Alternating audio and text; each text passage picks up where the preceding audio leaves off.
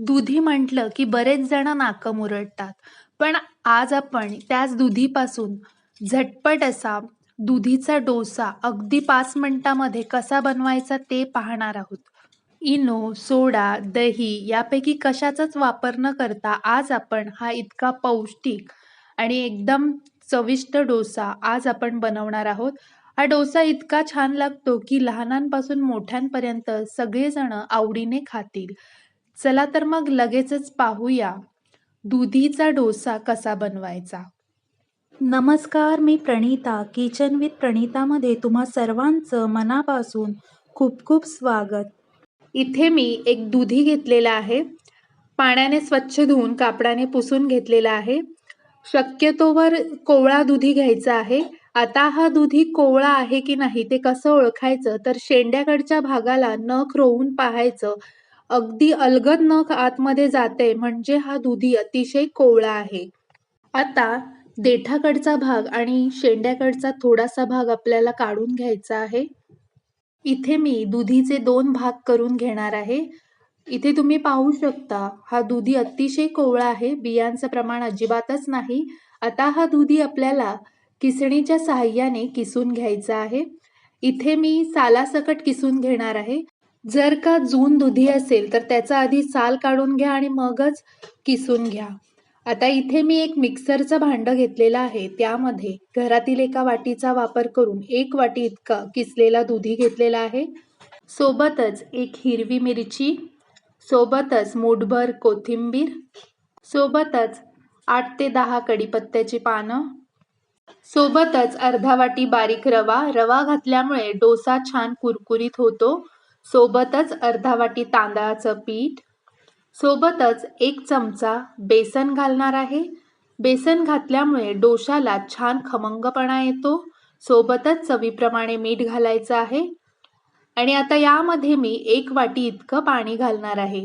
सुरुवातीला 1 वाटी इतकंच पाणी घालायचं आहे. नंतर जर का लागलं तर मग आपण ह्यामध्ये ॲड करणार आहोत. आता हे मिश्रण आपल्याला मिक्सरला बारीक असं वाटून घ्यायचं आहे. आता वाटून झालेलं मिश्रण मी एका भांड्यामध्ये काढून घेणार आहे. आता मिश्रणाची कन्सिस्टन्सी चेक करूया. इथे मला मिश्रण थोडंसं घट्टसर वाटत आहे. त्यामुळे मी आणखी पाव वाटी इतकं पाणी मिक्सरच्या भांड्यामध्ये घेतलेलं आहे आणि आता ते पाणी आपण ह्यामध्ये घालणार आहोत आणि व्यवस्थित मिसळून घ्यायचं आहे. आता या बाउलवर झाकण ठेवायचं आहे आणि 5 मिनिटं हे मिश्रण आपल्याला असंच बाजूला ठेवायचं आहे. जेणेकरून यामध्ये आपण जो रवा घातलेला आहे तो रवा छान फुलून येईल. आता 5 मिनिटानंतर झाकण काढून पाहूया आणि पुन्हा एकदा आपण कन्सिस्टन्सी चेक करणार आहोत. इथे आपल्याला मिश्रणाची कन्सिस्टन्सी मध्यम ठेवायची आहे. मिश्रण जास्त जाड ठेवायचं नाही किंवा मिश्रण जास्त पातळ सुद्धा ठेवायचं नाही. इथे मी तुम्हाला पळीच्या मागच्या बाजूने एक रेष ओढून दाखवते. बघा, इथे मिश्रण लगेच मिसळत नाही. असंच आपल्याला सरसरीत असं हे मिश्रण ठेवायचं आहे. लगेच आपल्याला तव्यावर पसरवता येईल असं आपल्याला हे मिश्रण ठेवायचं आहे. आपलं डोशाचं बॅटर बनवून तयार आहे. आता लगेच आपण डोसा बनवायला घेऊया. त्याकरिता इथे मी तवा हलकासा गरम करून घेतलेला आहे. आता आपल्याला तव्यावरती तेल लावून घ्यायचं आहे. तेल याकरिता लावायचं आहे जेणेकरून आपलं डोशाचं जे बॅटर आहे ते तव्याला चिकटणार नाही. इथे मी तेल लावण्याकरता बटाट्याचा वापर केलेला आहे. आता 3 पळी बॅटर मी तव्याच्या मध्यभागी घालणार आहे आणि मधून अशी पळी ठेवून अगदी हलक्या हाताने जितका पातळ आणि मोठा डोसा पसरवता येईल तितका बनवून घ्यायचा आहे. डोसा एकदा पसरवून झाला की लगेचच मिश्रण वरचं कोरडं होऊ लागतं. असं मिश्रण कोरडं झालं की यावरती मी थोडंसं साजूक तूप लावून घेणार आहे.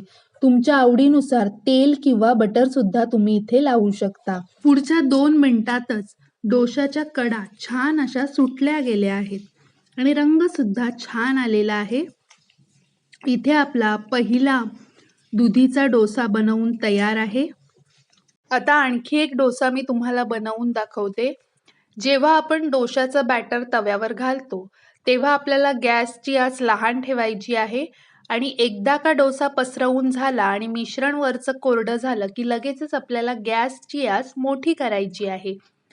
इथे मी 2 पळी बॅटर तव्याच्या मध्यभागी घातलेला आहे आणि आता मधून अशी पळी ठेवून अगदी हलक्या हाताने जितका मोठा आणि पातळ डोसा पसरवता येईल तितका पसरवून घ्यायचा आहे. दुधीचं सेवन उन्हाळ्यामध्ये आवर्जून केलं पाहिजे, कारण दुधीमध्ये पाण्याचं प्रमाण हे खूप जास्त असतं. त्यामुळे आपलं शरीर हायड्रेटेड ठेवण्याचं काम करतं, तसेच शरीराला थंडावा सुद्धा देतं. इथे आपला दुसरा डोसा देखील बनवून तयार आहे. ज्यांना वजन कमी करायचं आहे अशी व्यक्ती देखील हा डोसा खाऊ शकते. अशा प्रकारे आपल्याला सर्व डोसे बनवून घ्यायचे आहेत. इथे मी सर्व डोसे बनवून घेतलेले आहेत. असा हा पौष्टिक आणि टेस्टी दुधीचा डोसा तुम्ही सुद्धा नक्की बनवून पहा आणि तुमचा अनुभव माझ्यासोबत शेअर करा. ज्यांना दुधी आवडत नाही त्यांच्यासाठी हा एक उत्तम पर्याय आहे.